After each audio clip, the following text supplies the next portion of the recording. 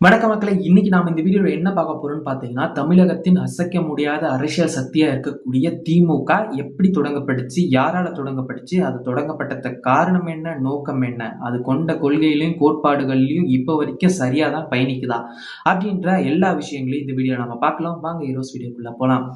திராவிட முன்னேற்ற கழகம் வந்து பார்த்தீங்கன்னா, அதோட வேர் எங்க இருக்குன்னு கேட்டீங்கன்னா, 1914ல தொடங்கப்பட்ட நீதி கட்சி கிட்ட தான் திமுகவோட வேர் இருக்கு. அதன் பின் வந்து பார்த்தீங்கன்னா, 1944ல நீதி கட்சின்ற பெயரை திராவிடர் கழகமா பெரியார் அவர்களால் மாற்றப்படுது. அதன் பின் 1949ல பெரியார் மற்றும் பேரறிஞர் அண்ணா அவர்களுக்கு ஏற்பட்ட சில கருத்து மோதல் காரணமாகவும், பேரறிஞர் அண்ணா நாம அரசியல்ல ஈடுபடணும், அரசியல் இயக்கமா மாறணும், பெரியார் கிட்ட அண்ணா வச்ச கோரிக்கையை ஏற்க மறுத்ததாலும் 1949ல திராவிடர் முன்னேற்ற கழகத்தை சென்னையில துவங்குறாரு பேரறிஞர் அண்ணா அவர்கள்.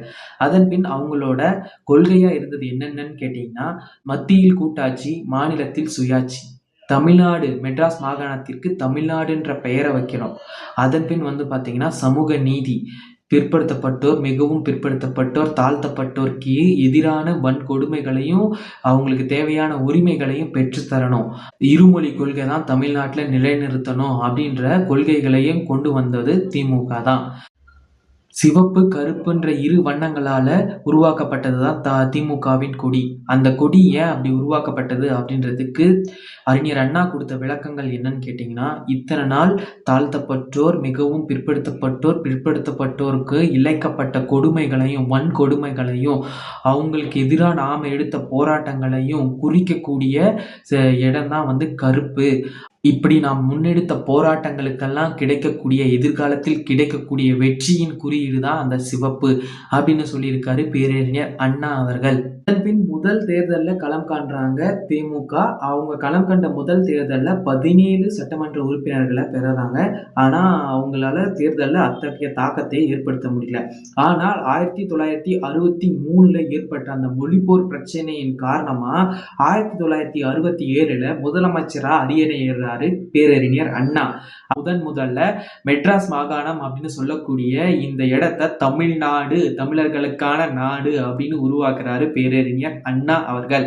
அதன் பின் 1969ல பேரறிஞர் அண்ணா அவர்கள் வந்து பார்த்தீங்கன்னா உடல்நலக் குறைவால் இயற்கை எய்துறாரு. அதன் பின் திமுக கட்சியை யார் வழி நடத்துவா, யார் பொறுப்பேற்குவா, தலைவரா யார் இருப்பா அப்படின்னு சொல்லிட்டு பல கேள்விகள் எழுந்த நிலையில அப்போது கலைஞர் கருணாநிதி அவர்கள் வந்துட்டு திமுக தலைவராகவும் அதன் பின் வந்து தமிழக முதலமைச்சராகவும் பொறுப்பேற்கிறாரு.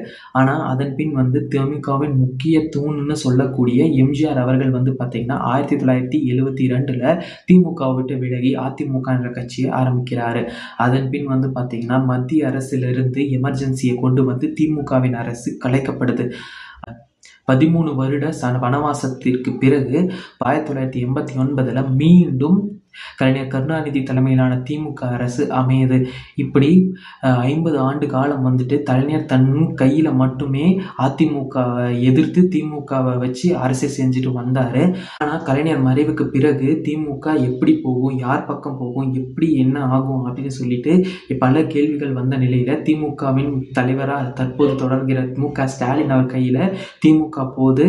அதன் பின் வந்துட்டு 2021ல் மீண்டும் திமுக ஆட்சி அமையுது. இப்போ வரைக்கும் திமுக கொண்ட கொள்கையில் சமூக நீதி, மாநில சுயாட்சி போன்ற கொள்கையில் உறுதியோடு தான் இருக்காங்கன்னு நான் நினைக்கிறேன். அதை பற்றி நீங்கள் என்ன நினைக்கிறீங்கன்றது கீழே கமெண்ட் பாக்ஸில் சொல்லுங்கள். மறக்காமல் ஹீரோ தமிழ் சேனலை சப்ஸ்கிரைப் பண்ணிக்கோங்க. பாய் ஹீரோஸ்.